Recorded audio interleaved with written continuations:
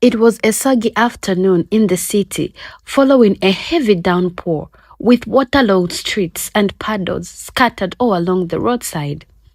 An old dirty man named Mr. Jackson sat quietly on a wooden bench by the side of the road.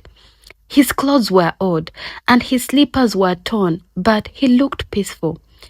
He had just cleaned the area in front of a small shop and was taking a short rest before heading home. Suddenly, a black Range Rover sped down the narrow road without slowing. It drove straight through a big puddle, splashing a wave of muddy water that drenched Mr. Jackson from head to toe. The old man gasped and tried to wipe his face with his hand, but it didn't help.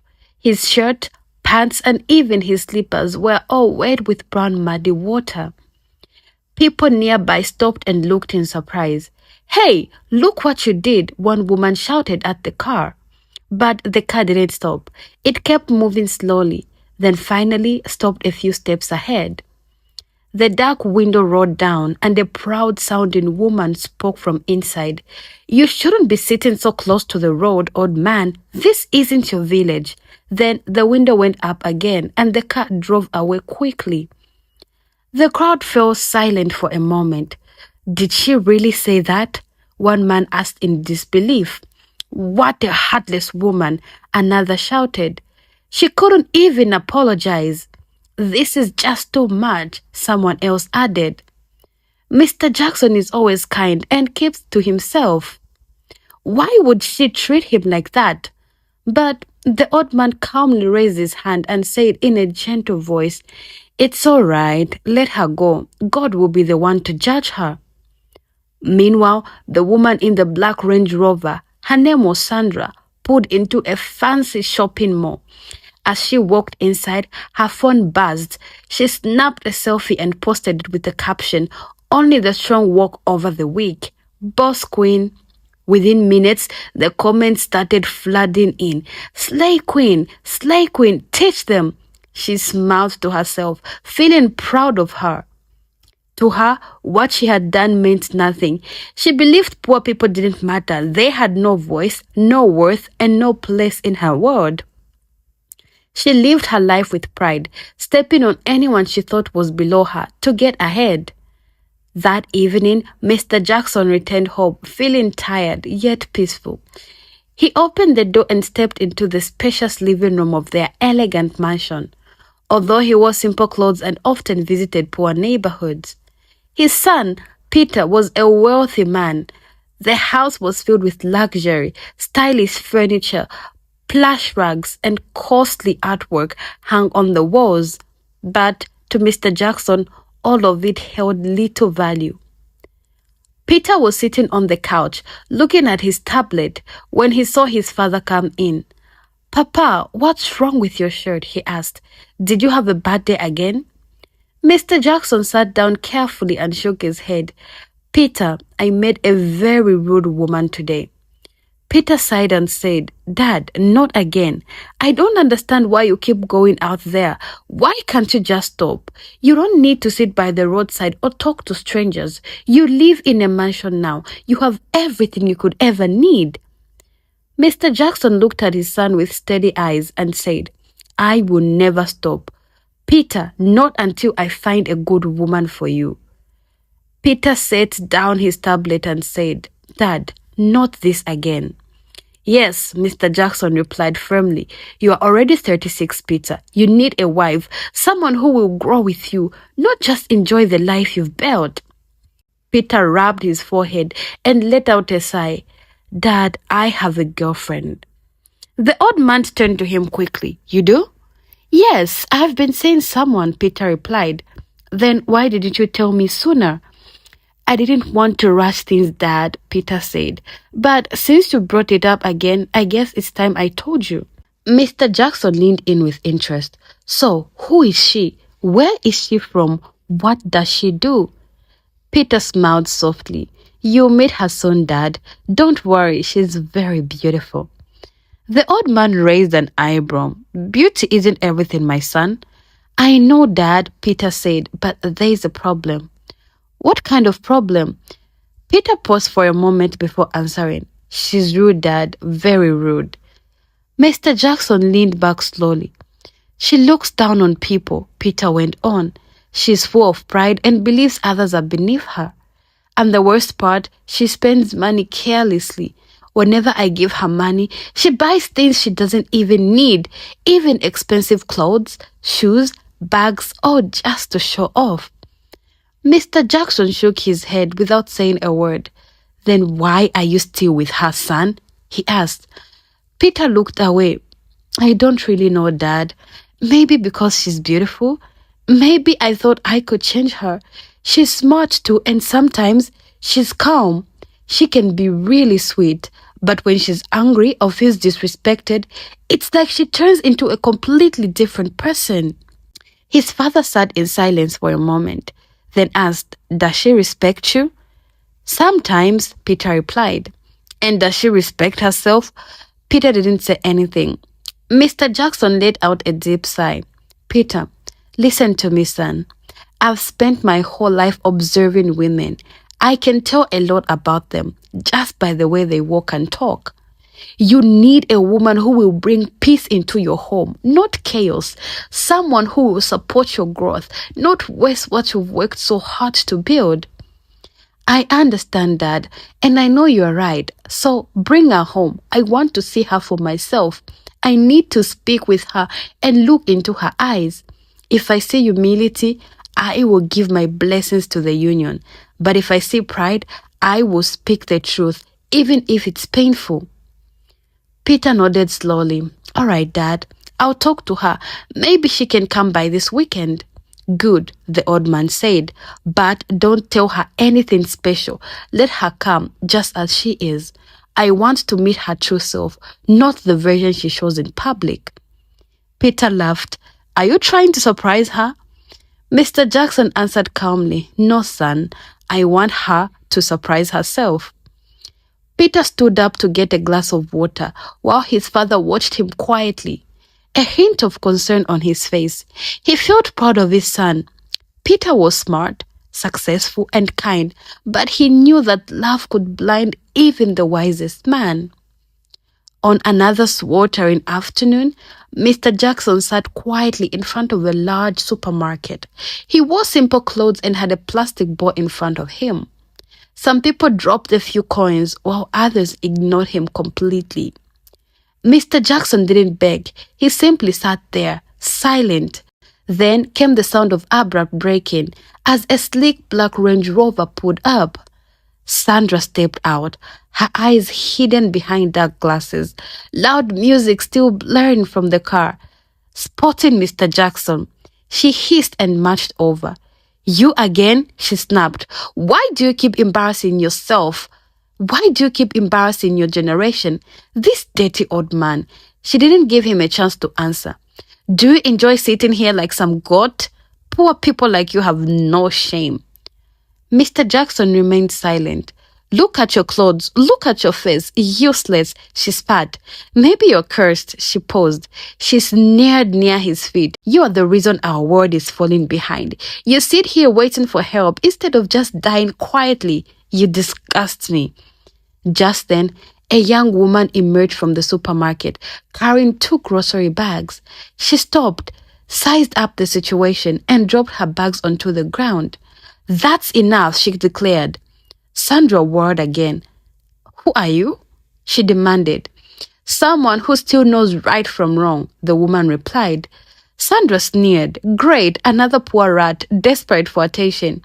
You are attacking an old man for no reason, the woman retorted sharply. What has he done to you? Sandra barked in response. He just exists, that's offense enough. Poor dirty men like him don't belong out here. Karen's eyes narrowed. Maybe he is, she said, but at least he isn't empty like you. Sandra laughed. Do you even know who I am? Do you know who my boyfriend is? I could have you arrested in 2 minutes. Karen didn't flinch. Arrest me for telling you to respect an old man? Sandra yelled. I'm rich. I can do anything. Karen shot back coolly. No, you're just loud, not worthy. Sandra sneered in response. Unfazed, Karen scoffed. You are only jealous of me. I am refined and well-mannered. Sandra rolled her eyes as Karen added, You are nothing but a noisy person wearing lipstick. Sandra's expression shifted as she stepped forward.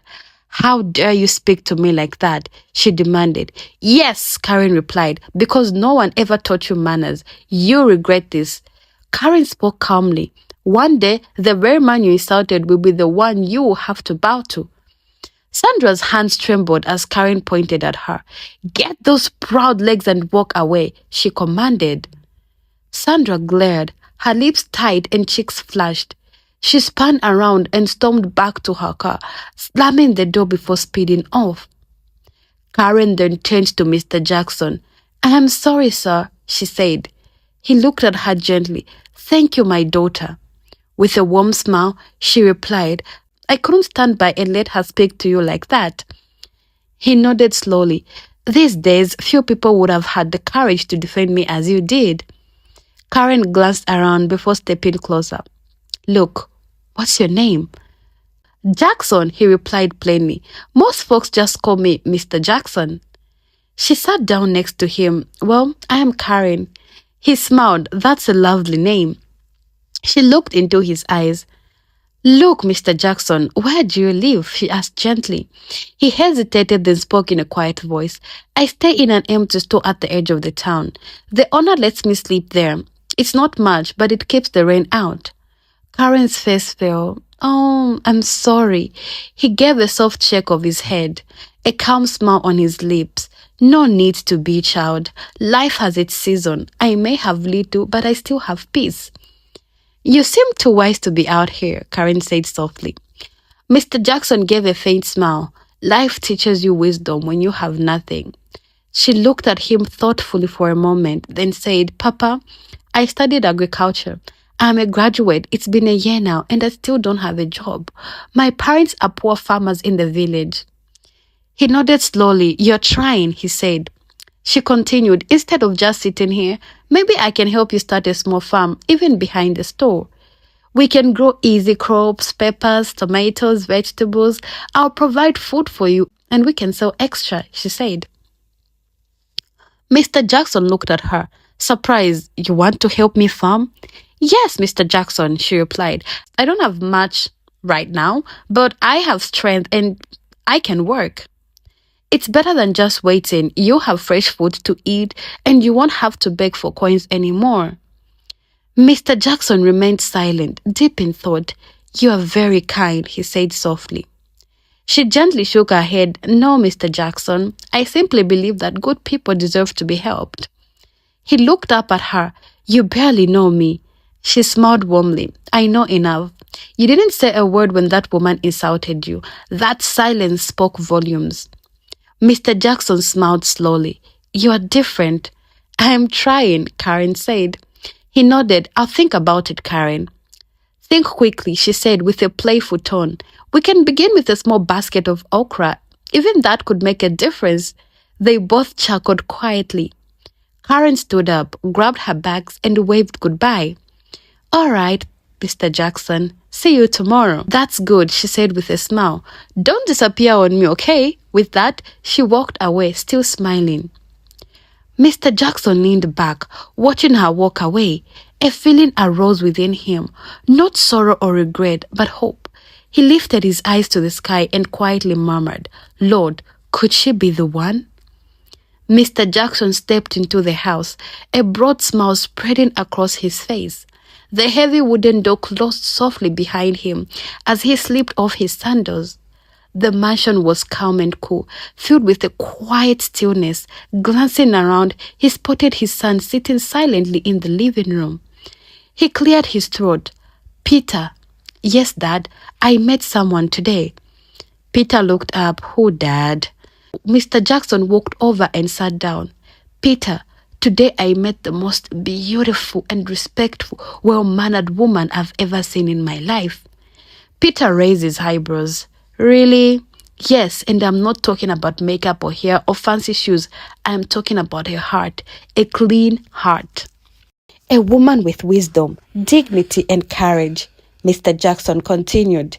Peter leaned back. Okay, so what happened, Dad? I was outside the supermarket, Mr. Jackson said. That same proud woman showed up again, the one who always talks down to me like I'm worthless. Today, she opened her mouth and unleashed a flood of insults, shaming me in every way she could. Peter's hand curled into a list fist, his jaw tightening. Again? Peter asked. Yes, Mr. Jackson said with a smile. But this time, something different happened. A young woman saw everything, and before I could say a word, she stepped in to defend me. She did? Yes, Peter.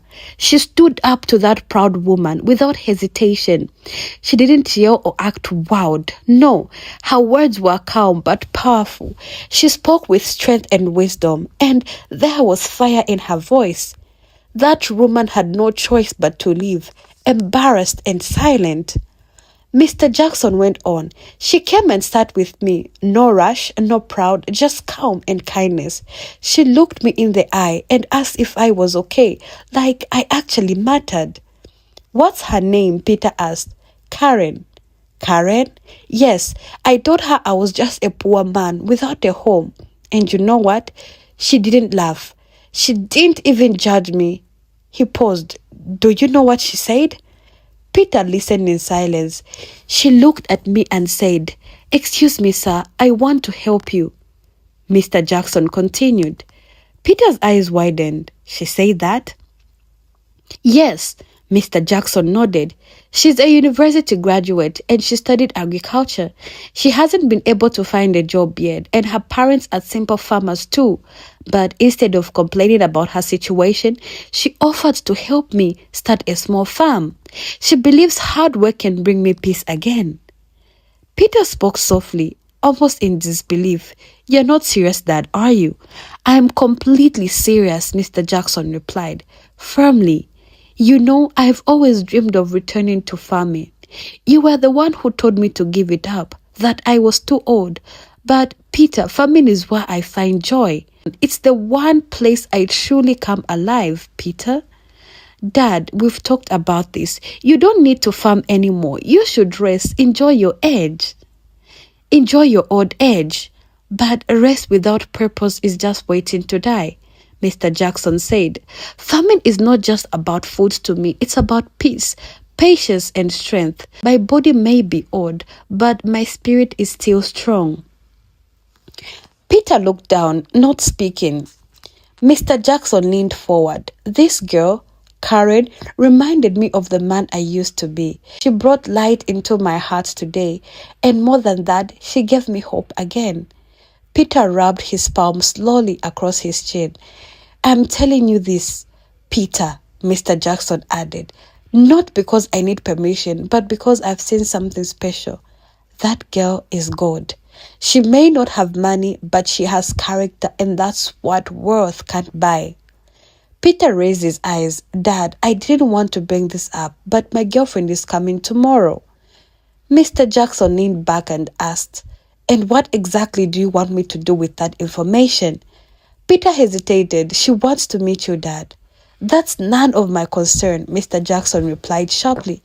Because today I met a woman who'd made me forget that rudeness still exists.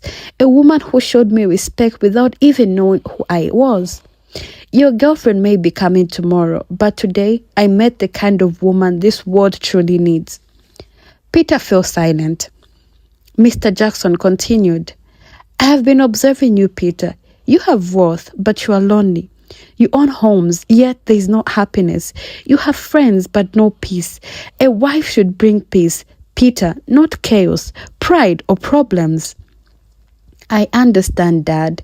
No, you don't, Mr. Jackson calmly replied. You say you have a girlfriend, but I don't know anything about her, where she comes from, what she believes in, or how she treats others. You told me she's beautiful. And that's fine, but can beauty truly nourish the heart? Peter looked away. Let me share something with you, the old man continued. When I was young, I wanted to marry the most beautiful girl in our village. My mother warned me, but I didn't listen. That girl had the face of an angel, but the tongue of a lion. She nearly destroyed my spirit. What happened next? She left me. And honestly, it was the best thing that ever happened. That was when I met your mother. She wasn't the most beautiful, but her heart was pure. Her hands were hardworking, and her love was the foundation of our family. Peter swallowed hard. So you're saying Karen is? I'm not saying anything yet, Mr. Jackson interrupted. All I'm saying is that don't bring me trouble tomorrow and expect me to smile. I've already found peace today. Fine, let your girlfriend come and show me who she truly is. But I won't pretend, and if I see pride, I'll call her out on it. Peter stayed silent for a moment, then nodded. I respect that, he said. Mr. Jackson smiled. Good. The next morning arrived quietly. Mr. Jackson had already bathed and seated in the living room, dressed in clean, simple clothes. His face appeared peaceful, but his mind was restless, filled with thoughts of Karen. Her voice echoed in his head. Footsteps approached and Peter entered, standing beside him. She's on her way, Peter said. Mr. Jackson kept his gaze fixed ahead. Let her come. Minutes later, the sound of the car pulling into the compound broke the silence. Mr. Jackson remained still as the door opened slowly. The click of high heels echoed across the floor as Sandra entered, pride evident on her face and handbag swinging at her side. She glanced around, clearly impressed. This place is so beautiful, she remarked. It's not as modern as my place, but it's still decent, Sandra said. Then her gaze fell on the elderly man sitting quietly on the couch. She froze, her smile fading away. Mr. Jackson looked up at her, but remained silent. Peter stepped between them, puzzled. Dad, this is... I know who she is, Mr. Jackson interrupted coldly. Sandra swallowed nervously. You, she whispered. Yes, he replied calmly. We've met twice before, haven't we? Peter looked at her confused. Wait, you know my father? Sandra's lips trembled. I didn't know he was your father. Mr. Jackson leaned forward, his voice steady. You didn't need to know who I was. All you needed to do was show respect. Peter's expression shifted. What is he talking about? Mr. Jackson turned to him. This is the same woman who splashed mud on me by the roadside and hurled insults at me. She called me useless. She mocked my poverty, and she did it again at the supermarket yesterday. Peter slowly turned to face Sandra. She stood speechless. Is this true? He said quietly. I didn't know he was your father, Sandra said quickly. You didn't need to know, Peter replied sharply. You insulted an elderly man in public, and twice. I thought he was just a beggar, she shouted defensively. He's a human being, Peter snapped. Even if he were a beggar, is that how you treat people? I didn't mean it that way, she murmured, her voice now faint. Mr. Jackson rose to his feet slowly. You may not have meant it, but you still said it. You humiliated me just because I looked poor. You spoke like the world belonged to you. But now, the same old man you shamed turns out to be the father of the man you claim to love. Sandra opened her mouth, but no words came out. Tell me, Mr. Jackson asked calmly, if you had known who I was, would you have acted differently? Yes, she whispered. Then you're not truly kind, he replied, because real kindness doesn't depend on who's watching. Tears welled up in Sandra's eyes. Please, sir, I'm so sorry. Mr. Jackson shook his head. You're not sorry for your actions. You're only sorry because of who I turned out to be. Peter stood quietly, breathing heavily, his expression now sharp and disappointed. You told me you were bored, he said to Sandra. You said you loved me. I do, she said, barely audible. No, Peter replied, you love yourself because any woman who truly loves me would show respect to my father. Sandra let her back fall to the floor. Please, Peter. He looked at her one last time, then turned away. Dad, he said quietly, I made a mistake. Sandra walked slowly towards Mr. Jackson. Please, please forgive me. He looked at her calmly and said, forgiveness is easy, but trust, That's not. You had a chance to reveal your true character, and you did. Tears streamed down her face. I can change, she whispered. He nodded. Good. Then start by changing how you treat people who have nothing to offer you. She picked up her bag and walked away. Silence settled over the room once more. Mr. Jackson sat back down, and Peter sat beside him. Dad. Yes, Peter. Karen? Mr. Jackson smiled gently. She's coming to meet me at the supermarket tomorrow. The next morning arrived. Peter slipped out of the house quietly. He needed space, fresh air, and a moment to clear his head. The incident with Sandra replayed in his mind like a film he couldn't turn off. It was hard to accept that the woman he once loved had disrespected his father, not once, but twice. The weight of it pressed on his chest. He got into his car and drove off alone. No driver, no assistant, just himself and his swirling thoughts. He didn't have a destination in mind. He just needed to breathe. After a while, Peter pulled over near a quiet spot behind a row of small local shops, where a modest stretch of land lay untouched. He stepped out, walked a little, and settled on a bench beneath a mango tree. The sun was still climbing the sky, and a gentle breeze moved through the air. For the first time in days, a sense of calm washed over him. And as he sat there, his eyes caught sight of someone nearby, a young woman standing by a narrow patch of earth, examining the soil. She held a small bag of seeds in one hand and a hoe in the other. Her appearance was simple, hair tied back, no makeup, no flashy clothes, yet there was something undeniably warm and grounded about her presence. She crouched down, feeling the soil between her fingers before standing back up. Peter observed her quietly. After a few minutes, she glanced around and spotted him. She smiled warmly. Good morning, Peter replied. She stepped closer. Are you from around here? Not really, he answered. Just passing through. Just needed a break. She nodded. Me too. Actually, not exactly a break. I'm planning to start a small farm right here. Peter looked at the patch of land. You are a farmer? She laughed. Yes, why not? Most young women I know wouldn't touch a hoe, let alone start a farm. She smiled again. But I'm not like most women. I studied agriculture in school. No job yet, but I have my hands and a very strong back. Peter was impressed. It was rare to meet someone like her. She dropped her bag and held out her hand. I'm Karen. He shook it, Peter. He shook it and he said, I'm Peter. They both smiled. She settled on a nearby rock and began to explain. I'm trying to help an old man who doesn't really have a home. He's kind and wise. It reminds me of my own father. Peter looked surprised. Really? I met him yesterday. A woman was insulting him and I couldn't stay silent. I stood up for him. Peter's heart skipped a beat. Karen went on.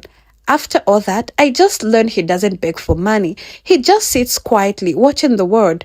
So I told him I'd help him start a farm. That way, he can have fresh food and feel useful again. Peter gazed at her. She wasn't boastful or loud. Her words carried a calm sincerity. I wish more people were like you, he said. She chuckled. We are all out here, just hidden.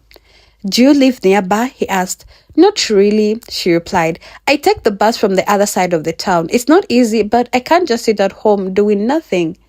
Peter nodded in admiration. She looked at him curiously. What do you do? Peter hesitated. Business? Business, the favorite word of our people. She teased, and they both laughed. I won't ask too many questions, she said kindly. You seem like someone with a lot on his mind. Peter smiled. You're right. She stood up. I need to plant these seeds before the sun gets too strong. He stood beside her. Can I help? She raised an eyebrow. You? With your clean shoes and soft hands? He grinned. I can learn. She smiled warmly. All right then, let's start with this okra. And just like that, two strangers from different worlds began their small farm together. Late in the afternoon, Mr. Jackson sat quietly in his usual spot near the supermarket. His eyes were gentle and his mind wandered, not on money or food, but on Karen, her kindness, her bravery, and her words. Suddenly, a cheerful voice broke through his thoughts. Mr. Jackson! He looked up to see Karen approaching, a small basket in her hand. She reached him and sat down softly beside him. I brought you something. What is it? He asked warmly. Just some fresh vegetables and boiled groundnuts, she replied modestly. It's not much. Mr. Jackson opened the basket and smiled. It's everything. Thank you, my daughter. May God bless your hands. Karen laughed softly. Amen, Mr. Jackson. They sat in silence for a moment before Karen leaned in closer. Mr. Jackson, I have good news. His eyes lit up. Tell me. I found some land. You did? He asked, surprised. Yes, it belongs to my uncle. I told him about my plan and he agreed to let me use a small part of it for farming. It's not much, but enough to start with okra and vegetables. That's wonderful, Mr. Jackson said. So, when do we begin? Karen beamed. Tomorrow morning, if you're ready. Mr. Jackson hesitated, then gently shook his head. No, we can't go to the farm tomorrow. Karen looked puzzled. Why not? Because, he said calmly, you are coming to my house tomorrow. She blinked in surprise. Your house? But you said you sleep in a shop. He smiled. Just come. I'll explain everything when you get there. She raised an eyebrow. Mr. Jackson, are you keeping something from me? I'm hiding peace, he joked. You understand tomorrow. She laughed. So when will we go to the farm? Let's go by the weekend, he replied. She nodded. All right, but Mr. Jackson, you sure know how to surprise me. He reached into his pocket and handed her a small slip of paper. Here's the address. Don't be late. Karen took the paper, glanced at it, and shook her head. Now I'm really curious. She hesitated for a moment, then shyly added, Mr. Jackson, I met someone today. Mr. Jackson leaned forward, curious. Who? She looked down and smiled softly. Oh, just someone, a man. He's very handsome, and I like him. I mean, he's kind and humble. The old man's eyes grew wide with interest. Who could it be? I want to meet him. Karen laughed. No, Mr. Jackson, it's not like that. We're just friends. For now. Still, Mr. Jackson insisted, I am your second father now. I have to see him with my own eyes. She shook her head with a playful smile. Mr. Jackson, calm down. He grinned. So, are we going to meet him tomorrow? After a brief pause, she replied, Yes, Mr. Jackson. See you tomorrow.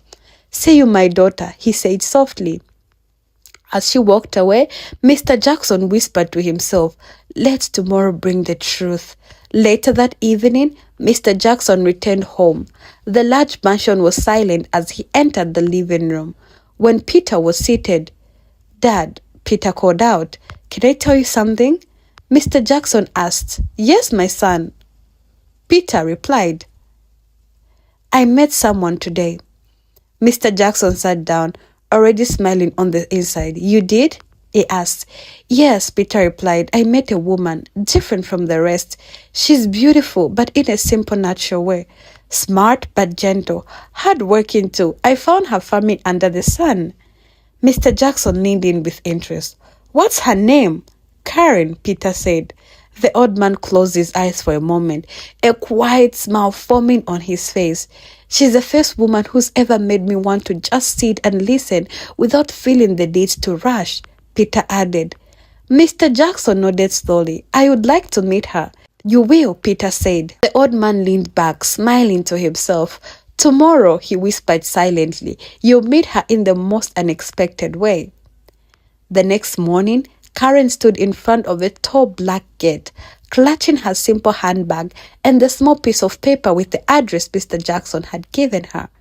She glanced up at the house beyond the gate, then down at the paper, double-checking the number. Looking around again, she whispered to herself, This place is too fancy. Is this really where Mr. Jackson lives? Just then, a security guard stepped out through the smaller gate beside the main one. Do you need something? The man asked. Karen added, I'm here to see Mr. Jackson. He gave me this address yesterday.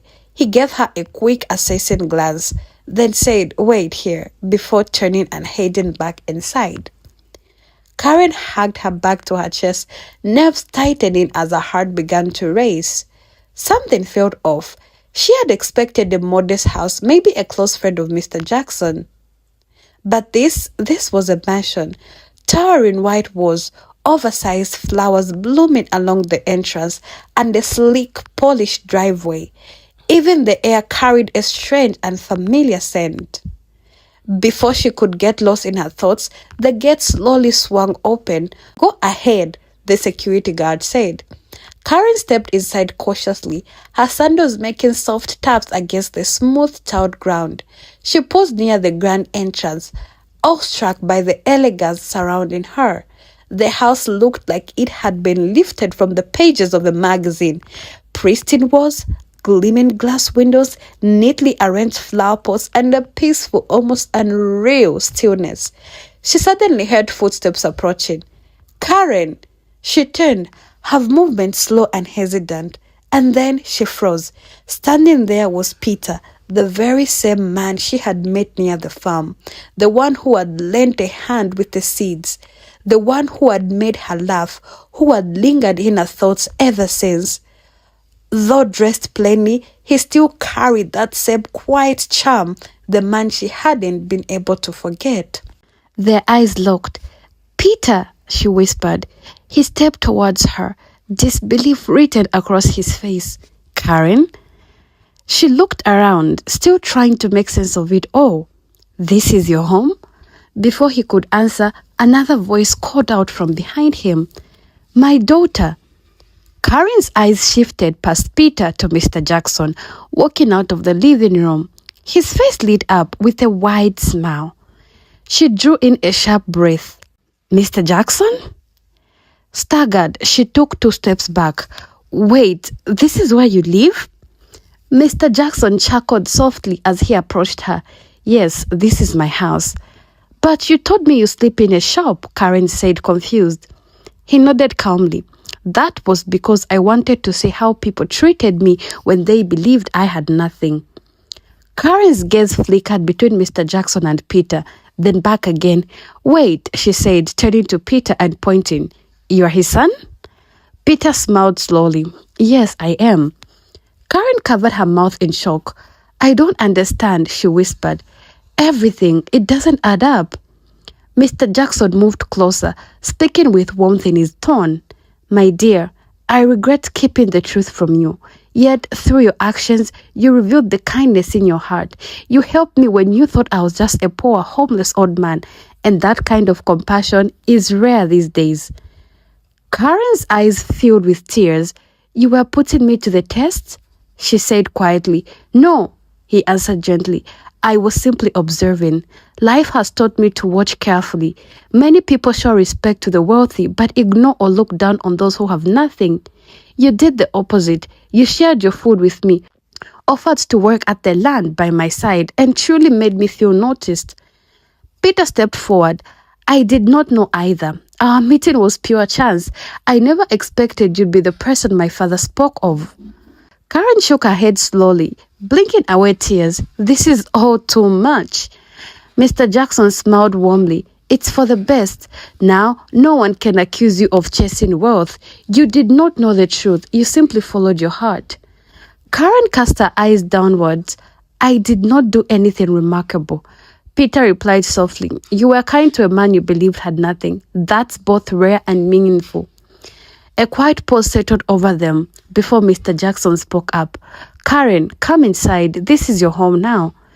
She looked up, still emotional and overwhelmed. "Are you sure?" she whispered. Peter reached out his hand. "Yes, absolutely." She took it, and together they stepped into the house, not as strangers, but as something deeper, something genuine. The house was silent now. Mr. Jackson had gone inside to rest, leaving Karen and Peter alone in the spacious, elegant room. Peter settled beside Karen on the couch, his gaze fixed on her, uncertain how to start, but he did not hesitate for long. "Karen," he began softly, "I don't want to waste any time." She turned to face him. I know we've only just met, he went on, but I feel something deep, something I've never experienced before. Karen listened, her eyes locked on him. I love you, Peter said clearly, from the very first time I saw you. She blinked slowly, observing his words. It wasn't just admiration or enjoying your company. I loved your strength, your calmness, your confidence, and knowing that my father cares for you too. That means a lot to me. He leaned in, his voice earnest. Karen, I want to marry you as soon as possible. She stared at him, momentarily speechless. I won't lie, she said softly. I love you too. From the very first moment we met by the farm, I felt a sense of peace. I did not even know who you were, but with you I felt safe, she confessed. Peter's smile was warm and full of emotion. She returned his smile softly. If you truly want to marry me, she said gently, then I will say yes. Peter reached out and took her hand firmly. Thank you. You are the most beautiful and intelligent woman I've ever seen and known. You'll be my wife. Karen blushed, but then her expression grew serious.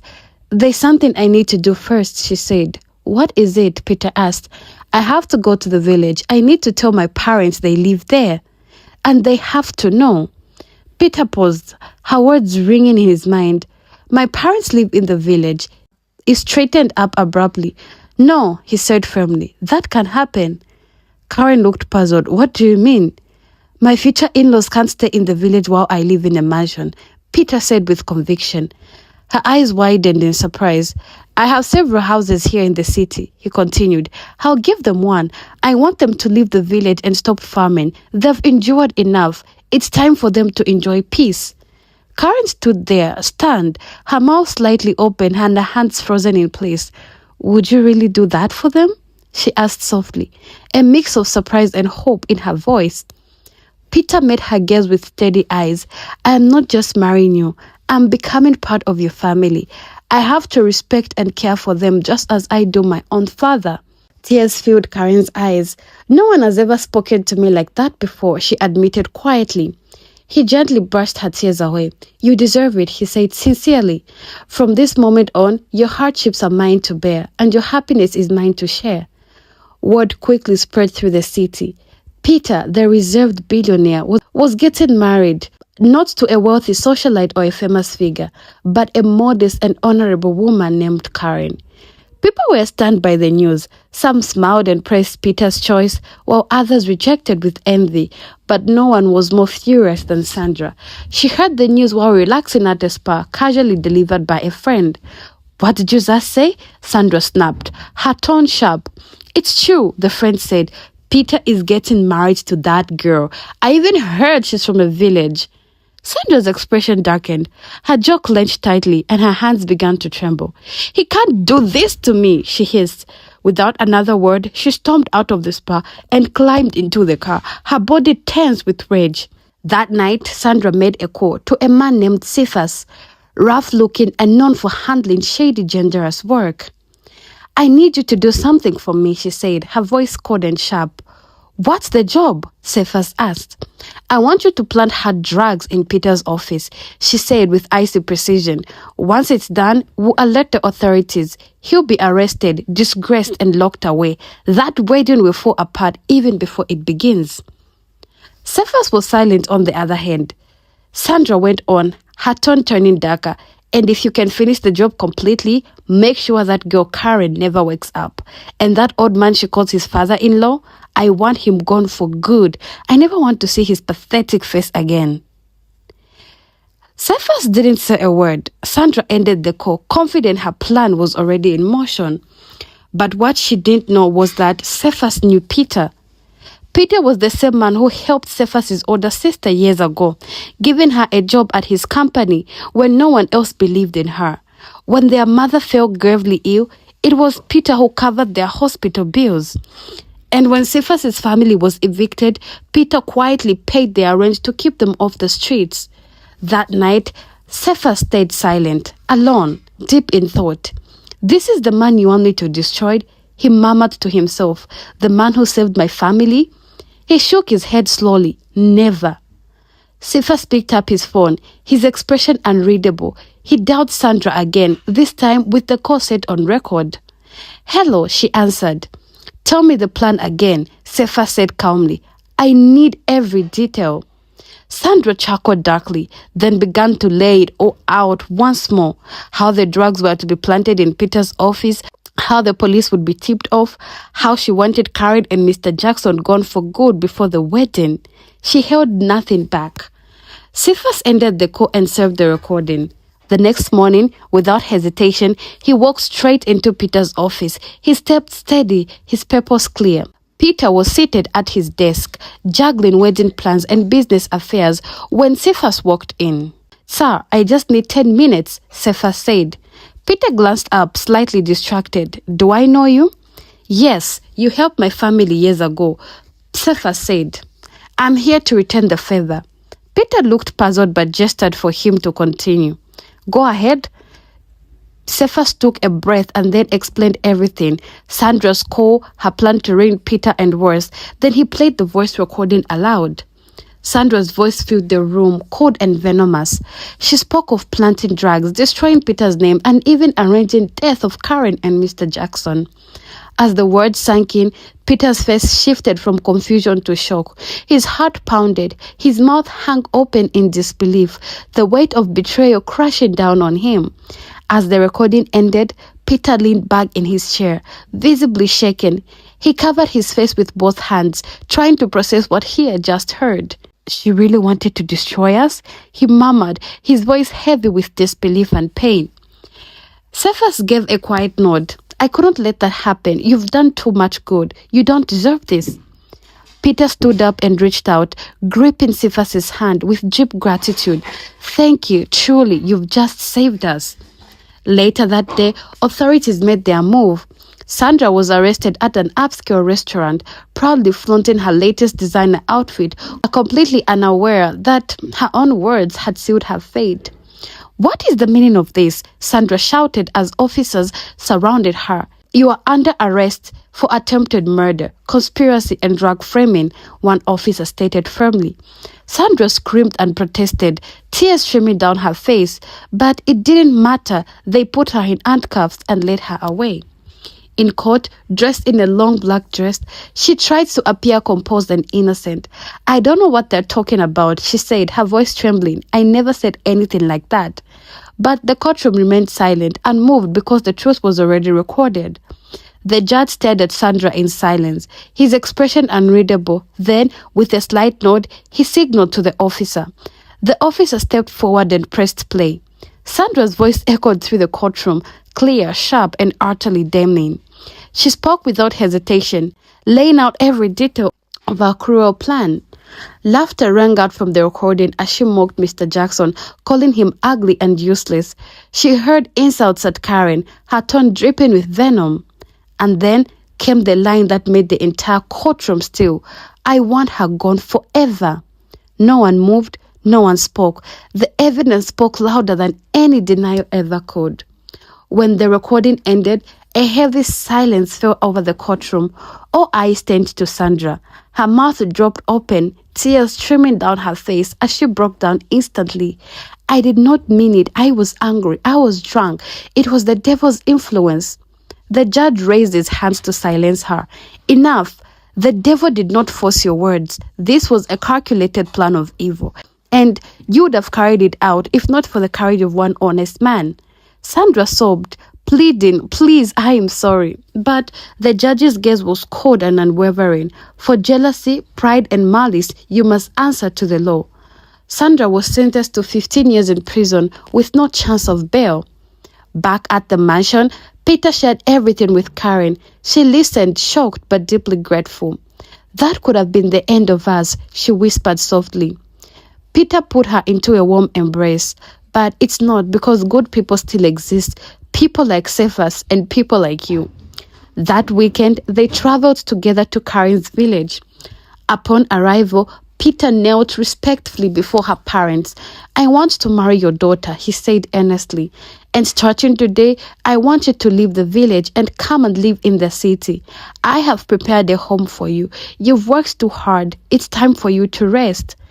Karen's mother wept with emotion, while her father smiled and gave Peter his blessings with heartfelt joy. 1 month later, Peter and Karen were joined in a beautiful joy-filled wedding ceremony surrounded by loved ones. After the celebration, they slipped away quietly for their honeymoon.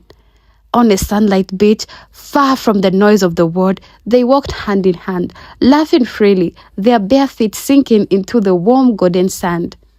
"I still can't believe this is real," Karen said softly, her eyes reflecting the waves. Peter smiled, pulling her a little closer. "It's real," he said gently, "and it's forever." That is the end of the story. So, dear viewers, what valuable lessons did this emotional story leave you with?